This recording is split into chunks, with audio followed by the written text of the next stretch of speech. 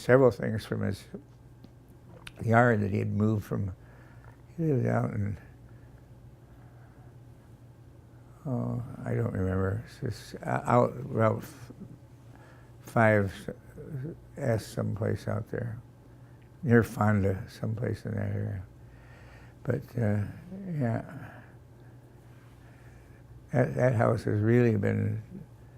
The reason I made an offer is I thought it was such an unusual architecture. You know, it's very I've unusual. never been inside. Oh, it's very tight. I mean, there's places you would imagine there's a little sleeping nook about this long. I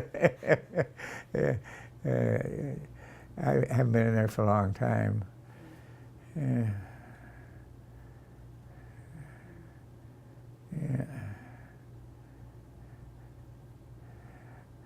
This house is being sold 2 doors down. I had a little old lady there. That's a good price for the house. Apparently, they've got 2 bathrooms in it. That little brick house. It does. She put a new bathroom. Have you been in there? Yeah, it's really nice. Yeah, the next door neighbor is Fred Heidkamp. He's a retired teacher. He pretty much goes to Florida every winter like I used to.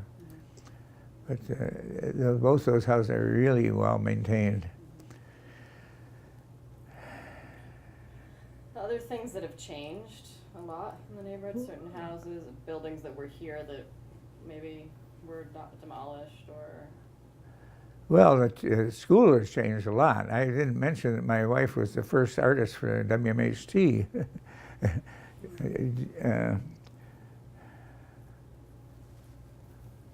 Trying to remember his name anyhow. Don Shane was the general manager, and he essentially the guy that got it started, and its headquarters were in WMH in the school, and Dorothy had a little studio in the basement, and I went over one day and it was so stuffy I it took us by one of my sledgehammers and knocked the sheetrock around away so she could get some air. But she only worked there a few months. She became a school teacher. She was an art teacher. George Weinheimer was head of art for the school system. And after that, for about 3 years, she and another lady became co-curators for the Schenectady Museum. So that was nice. The Science Museum? No, well, it's in science now, but it was the art museum. It was. Yeah, it was the art museum. Oh yeah, oh yeah. Well, it was failing until as an art museum. With my side, he had all this money coming in from the students, you know, and the trips being scheduled and things like that. It's given a whole new purpose in life, rather than going and seeing beautiful things. There was always new artist display there. That's a whole other story.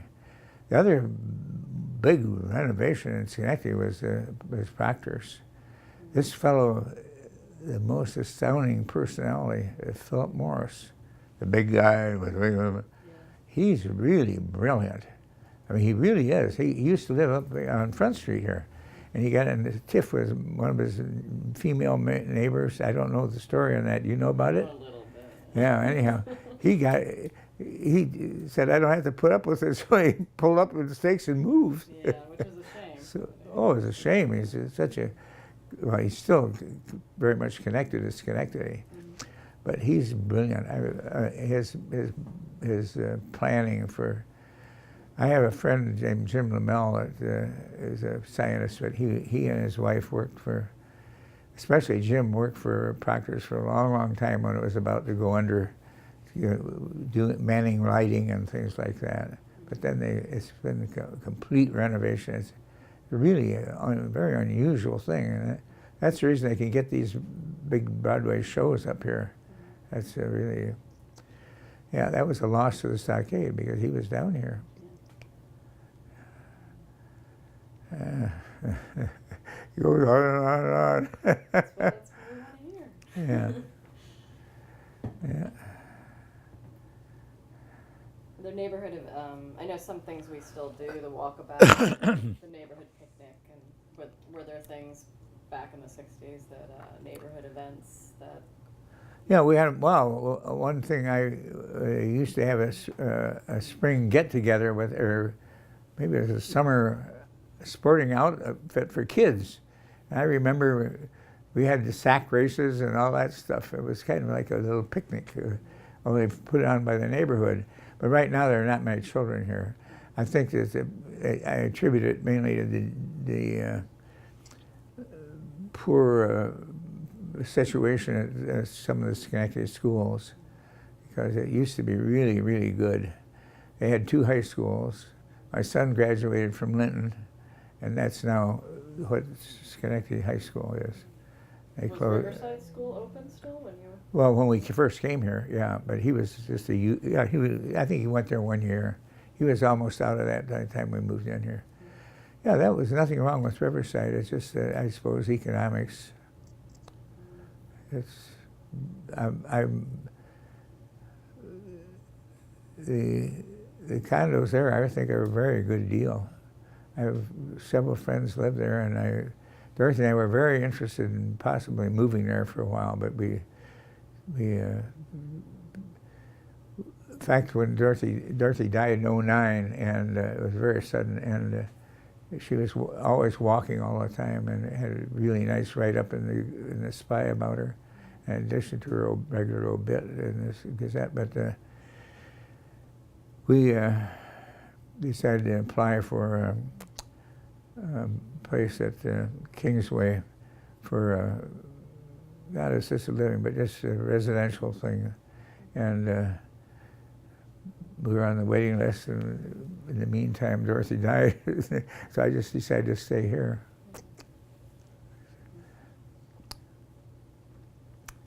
Yeah.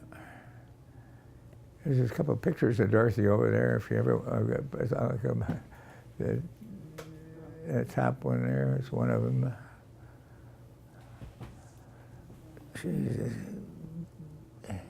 She was a model of a first order, I tell you. She was in a back of a General Motors, I think it was a Buick, in a Detroit fashion parade, and when she was, a young 19-year-old or something. She graduated from Michigan. Also got a degree from SUNY Albany here in art. She was participated in the art show every. Oh yeah.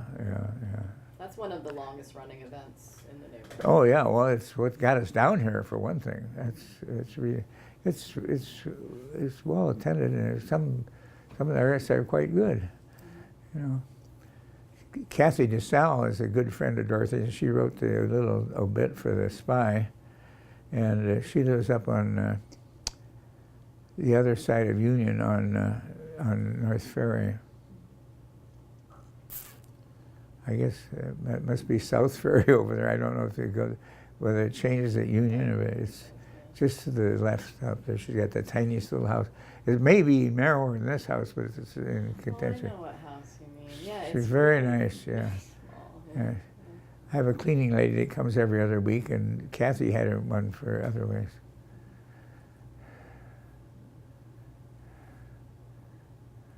Yeah, this is the width, right? What? Is this basically the width of the house? Yeah, I see.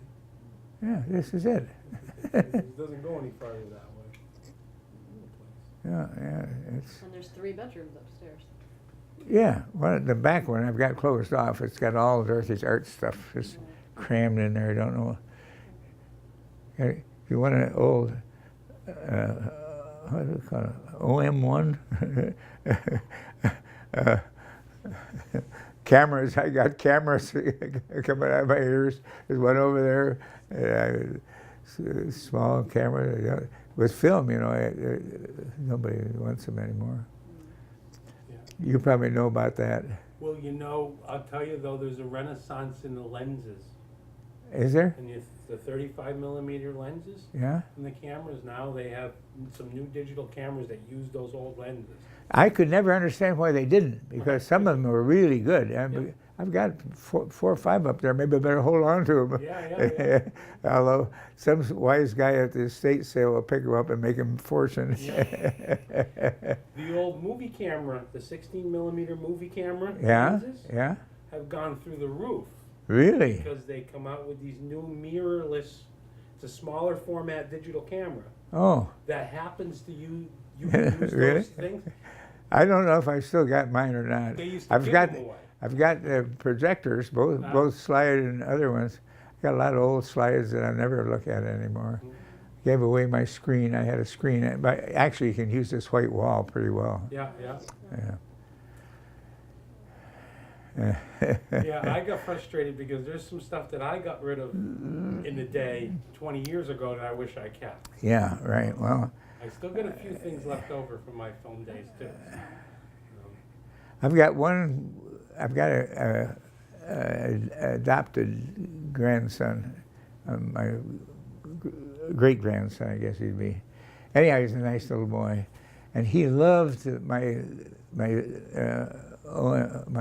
little zoom camera, and he took a lot of shots. I've still got it there loaded with a roll of film. I told him next time you come, you can take the film and shoot it if the battery's still good, and then it's yours. Take the camera and all.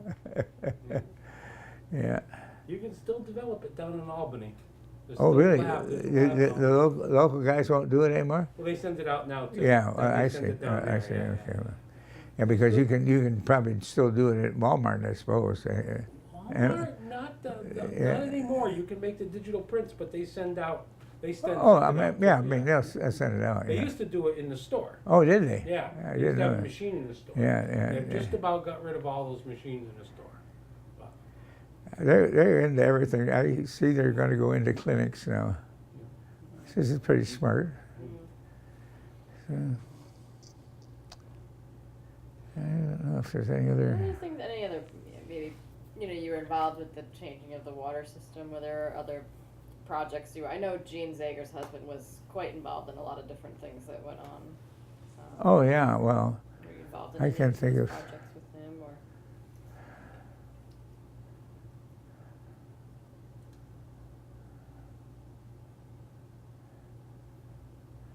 I don't know that there's anything particularly unique. I know she talked about some study that they had commissioned to do about dredging the river. Oh, that Jim Duggan's the expert in that. But he's moved away. In fact, his house is empty now. But I don't know what they're going to do with it. He and his wife Darlene. He's a architect, and very interested in the river. He wrote up several things, has testified on it. But he's now moved to Scotia, where it's all one floor, and they've renovated this house. I don't know, it's not on the market yet, but I keep expecting them to put it on the market because they have a daughter and a family called, the husband's name is Houlihan, lives in Scotia, and they're moving over near him with a ranch, one flat sort of ranch, which I would like to have because I got to go upstairs. And luckily, the railing is very, very strong. I put it in myself. Yeah. Oh yeah, a lot of the stuff I did myself. A lot of the closets upstairs and things I maneuvered. And of course, this is just set up for me right now.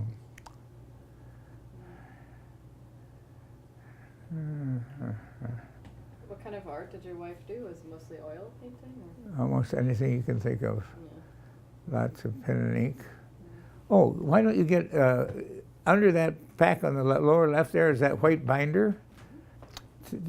That was one of her more recent undertakings. They had a group that had an art show in the old railroad station that's now been renovated. But at the time, I had to go out with bottles of Clorox to It's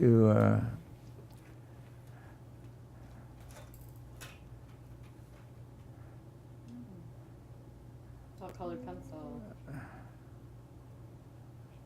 to clean up the station.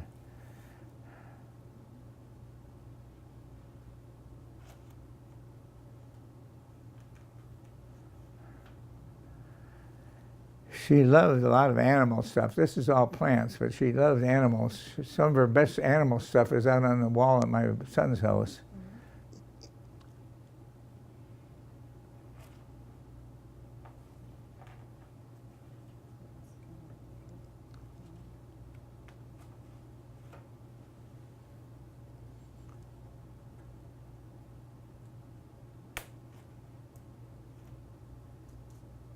Those are unusual, I think she could a different view on some very unusual plants. What was that? Yeah.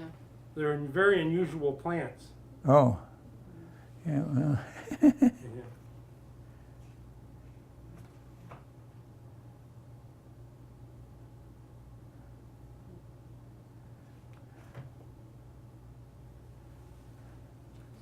Yeah, that's cool.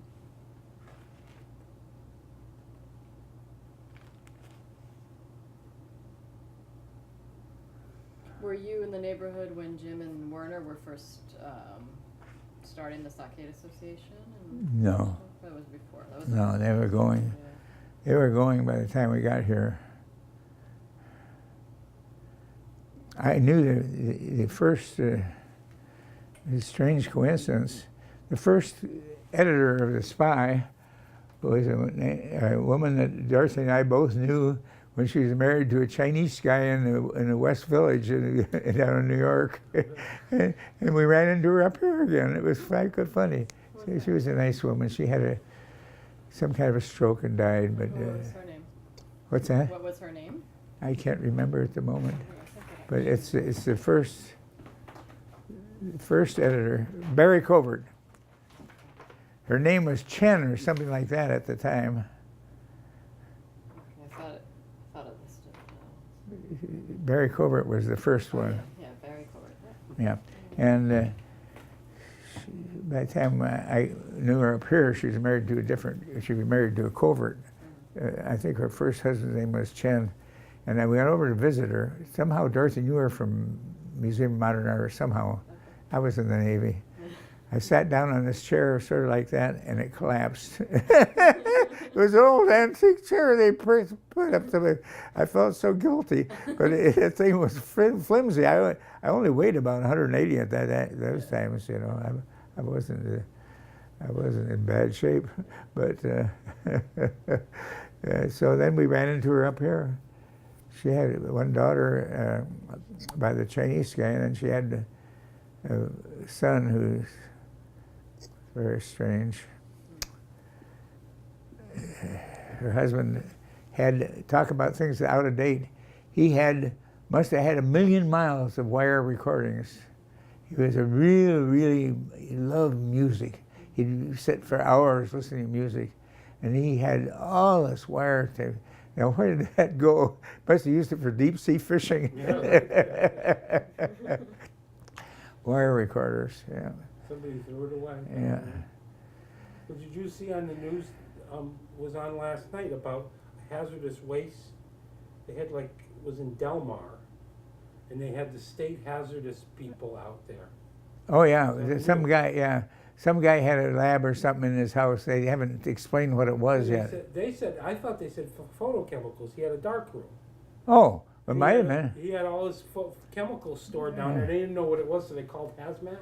Yeah. And they had the street cordoned Oh off. yeah. And Well, they were kind trucks. of slick about that. I lived in Detroit. I was in high school. I once made gunpowder, and I had a little teeny amount. I ignited it, and it almost went up to the ceiling of the basement.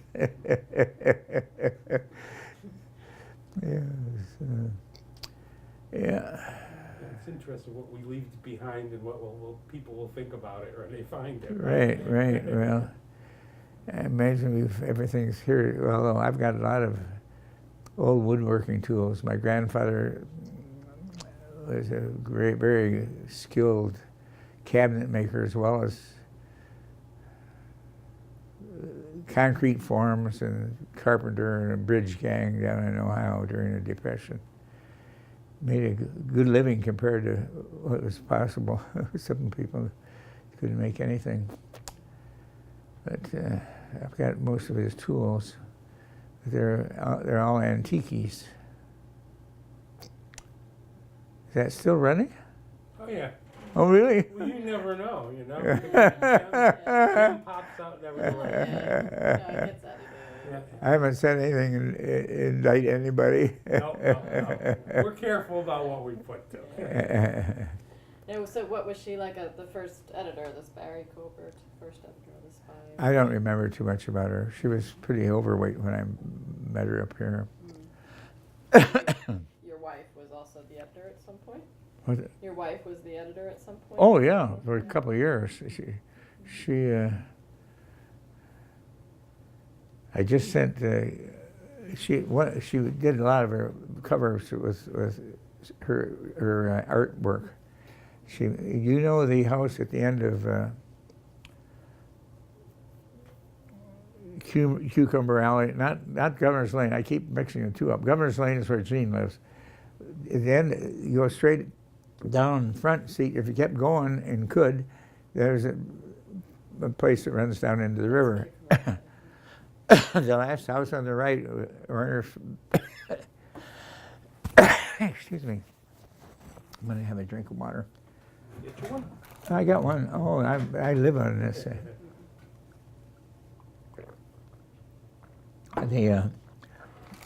Werner Fibers' father lived there, and Dorothy, he has this outside spiral staircase going up to the second floor.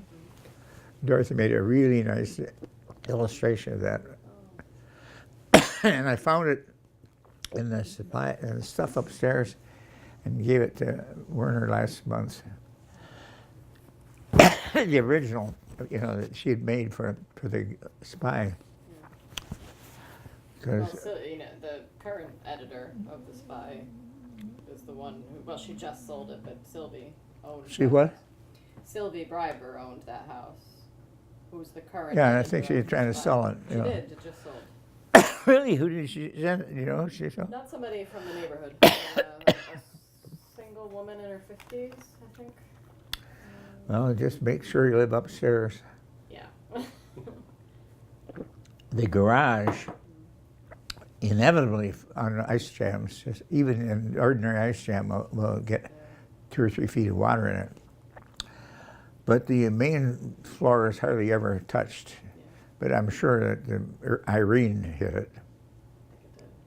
It's a very nice place. Dorothy is another one who we knew all about. Yeah, it has railings on each side. I know that after Dorothy died, they had me over for dinner. And I could get up there. Yeah, I think almost everybody in the stockade knew her. Because after we stopped going to Florida, she was around a lot more, Well, everybody that I've mentioned your name to that I was going to be doing this interview, everybody said, "Oh, his wife was she was." Oh, yeah, nice woman, she was a great she walker, and everybody knew her. Because she's walked also the neighborhood so much. so talented, so multi-interests. Yeah. Like rocks. I got stones all over the place. Flowers. All that stuff. Yeah, I've heard many nice things about her. Yeah, well, she was my biggest catch. Yeah, she was very smart. Besides,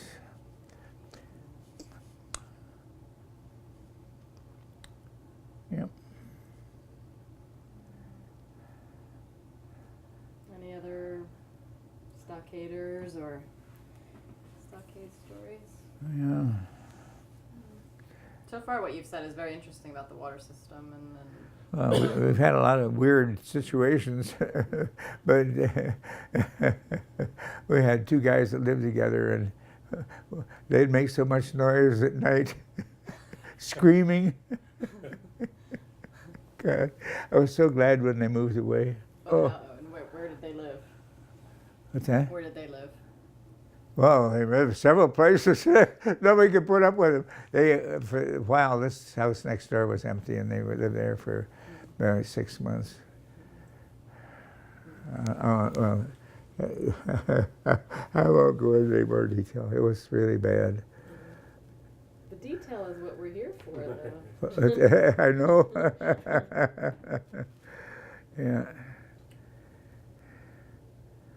Were there any interesting other conflicts between people here in the neighborhood over the historic stuff, or?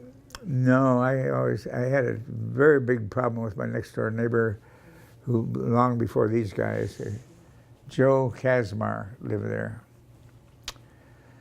And it turned out he had Alzheimer's. I didn't know it. But in fact, after he left, his son came by one day, and we sat on the front porch. And I says, "How's Joe doing?" He says, "Oh, he's happy as a clam.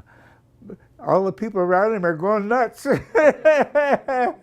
He was on that side of the fence in the backyard, and Dorothy had this beautiful garden. She loved flowers. We had poppies and everything you could think of. Plus, I had some vegetable gardens. Oh, I never told you, I had a vegetable garden for 2 years back at the Historical Society. They used to have them down in the lower part. You could get a little plot there for nothing, and as long as you kept it up, why, it's fine. Yeah, that was interesting. We used to take our tools along with us and walk up the front street to the Historical Society and go in the back, down the hill, and there was a place there we could have. Community garden. Yeah, well, it's just our own, yeah. We had a plot that was ours, and other people had other plots that were theirs, yeah. But anyhow, one day, he used to make these terrible comments to Dorothy. In the back, she's working on her yard, and he's on the other side of this old rickety fence. There's a better fence there I put up, but at the time it was an old rickety fence. And one day I was out there, and he started to make some remarks, and I said, I really unloaded on him. I said, "What are you doing? I mean, I'm saying these terrible things to Dorothy. What do you think you were doing?" He pretended he didn't know what I was talking about. He was always picking up junk and throwing it over the wall into our garden. But that was not why I was mad. I was mad because he was mistreating Dorothy. And within about 6 months, I met his wife in the grocery store with Joe in the neighborhood, and she says, she says, "I'm having trouble too." And then he went away. But it was really bad for a little while, I tell you. I was so mad. I was standing. First of all, the land is about this much higher. I must have looked like 8 feet tall. I didn't know you ever do that again. And he just pleaded innocent. Didn't know what he was talking about. Boy, I blew my stack. But that's water over the dam. It happens, I suppose. The best of cases. Yeah. Now, the garden behind the Historic Society is not something I'd ever heard about before. I don't know what happened to it. What they figured. I don't know why it disappeared. Did a lot of people in the neighborhood use it? I don't think so. I think we were the furthest away. There were other people using it, but then we developed our own here. It was quite nice. Do you know who was in charge of that garden? Yeah, of the Historical Society. The garden. Over there? No, I don't think so. There was never any regulation to speak of. Yeah. Just the neighborhood got together. Yeah, they seemed to. Somehow we heard that they were available. I don't really know how. Probably Dorothy knew somebody. I used to be gone quite a bit because I was doing all this recruiting in the spring, especially when kids are graduating, looking for the best and the brightest.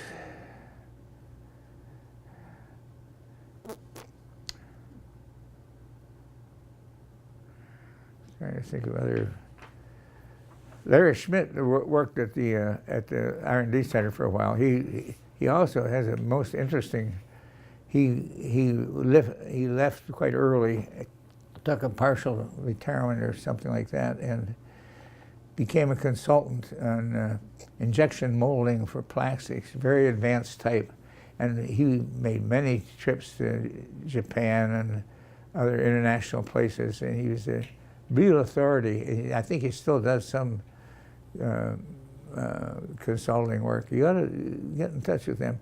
They're very smart and well connected. I don't know that he doesn't drive a Land Rover. I used to see a Land Rover coming. I knew it was Larry, but he doesn't drive it anymore. I just learned the other day when he visited me for lunch.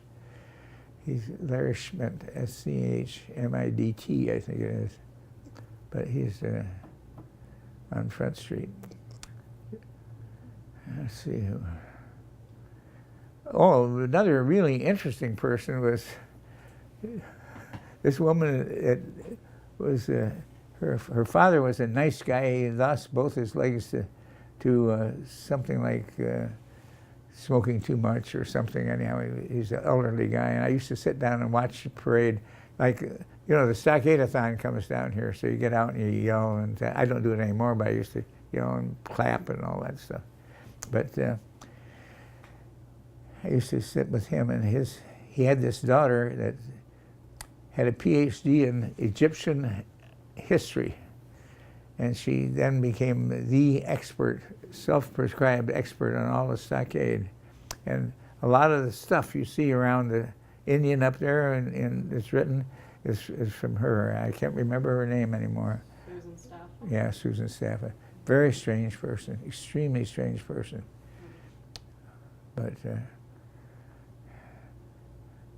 she was very determined that she was the super expert in all historical stuff, which was a little overwhelming, to say the least, I guess. But They lived in the house near Arthur's, where. Next to Arthur's, yeah. Had 1 million cats. Used to drive everybody nuts. She fed every cat in the world.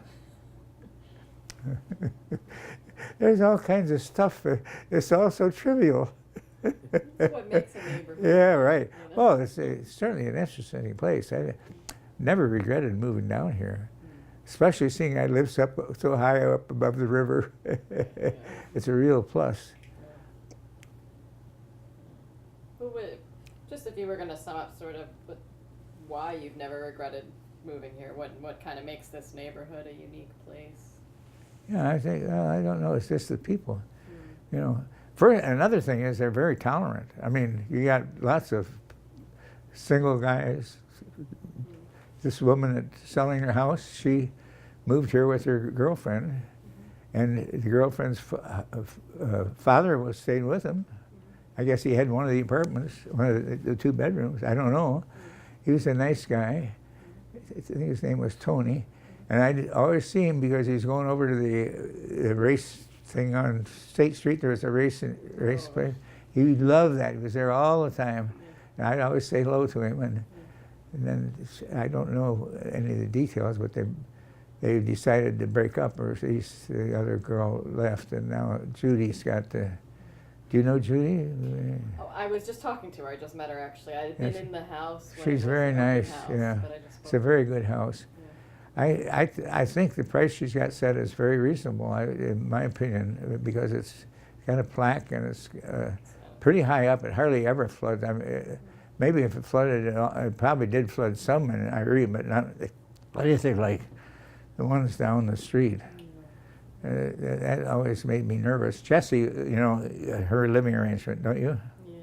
She lives on the 2nd floor. They decided that years ago. There are a lot of places on Ingersoll that have the heating system in the attic. What a good idea. Oh yeah, good idea if you're going to live there. Oh, Peter Hornby's house. do you know how? Yeah, you know how many houses that I could have bought? If Dorothy would have approved of, endless. She loved those views of the river down there, bottom of Ingersoll, that last house on right. She was really hot to get that for a long, long time. And I just, I'm a civil engineer, you know. Yeah. I just couldn't see doing that. Yeah. You knew it was going to flood at some point. Well, yeah, come on. It's not regular, but it's about every 3 years there's an ice jam someplace. It's the ice jams that do it. If you get a slow melt or something like that, it's all right. But you get an ice jam up some curve down beyond the Freeman's Bridge, then you get in trouble. Were there any other significant floods that you remember? Oh, talk to Jesse. Yeah, people have to get their canoes out. Something, yeah. I was never affected by them except to see them. Right. You know. Yeah, Jessie, you know, she knows probably tell you all about this Polish family over here. Yeah. Also, in this house, when we moved in, there was there were 2 or 3 Marine uniforms hanging on a hanger up on a broomstick up there, and there were sergeants in the Marines, and they were left over from World War II, and 48 star flag was wrapped up there. I took that to the vets over in Rotterdam, and I don't remember what we did with the Marine uniforms. They were pretty old, but Jesse knew who that belonged. The family that lived here, both boys were in the military. So that was during that was. Oh, who knows? I don't know what happened to all mine. I was in the Navy for 12 years, or someplace. Peter Hornby was also in the Navy, so I'm sure you guys have. Yeah, I didn't know that, but it's. He was in the Seabees too, I think. What's that? He has a hat that says Seabees, and I know he was up in Alaska. Oh, well, then he was in the Seabees. Well, that's all right. I'm a plank owner of MCB 6. We went to Guantanamo twice. Guantanamo, when they take Guantanamo now, they think of prison. It's the most beautiful bay you ever saw. Perfectly designed to protect you from hurricanes. It's a great bay. It's too bad they put the prison there because of because it's a quite interesting place. It's on the southern half of the island, on the eastern end, and the southern half is almost like a desert. It's quite dry. There are mountains to the north. It's split down the middle of Cuba. And we used to get, there's about a 12-inch water line that came from the north over into the bays. And when Castro took over, there was a lot of dispute, and they cut the water off. So the Navy immediately started to barge water down, and then they built a evaporator plant to give you distilled water, or, clean up the salt water. And that's what they have now. And it's really dumb because they were making money on the water. It's such a beautiful harbor. You used to go in there with their aircraft carrier or something. It's plenty big.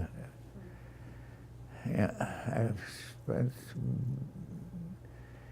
time there making runways and stuff. My first job was on the dock. That's the reason I know so much about concrete. We had, I knew a lot from RPI, but there was I think about an 1/8-inch thick concrete dock that had to be replaced on this wharf. And we had to do that at night because it was so hot in the summer. In the daytime, that the cure too fast. So we worked nights, lots of lights. That's a whole other thing. It doesn't have to do with the stockade, but it says Seabees. Yeah, it's all gone by. Yeah, my father was too. What's that? My father was too. Was he in the Seabees? Yep. Wonderful. Was he in he was probably in one of the big battalions. See, Mobile Construction Battalion was just half of a regular battalion. Mm-hmm. There used to be about 1,200 people in a battalion during World War II, and these mobile ones, you got a whole bunch of equipment they can sail in and set up right away with earth movers and all that stuff. It was Korean War when he was in. Yeah, well, that's, did he get over in Korea? My boss out of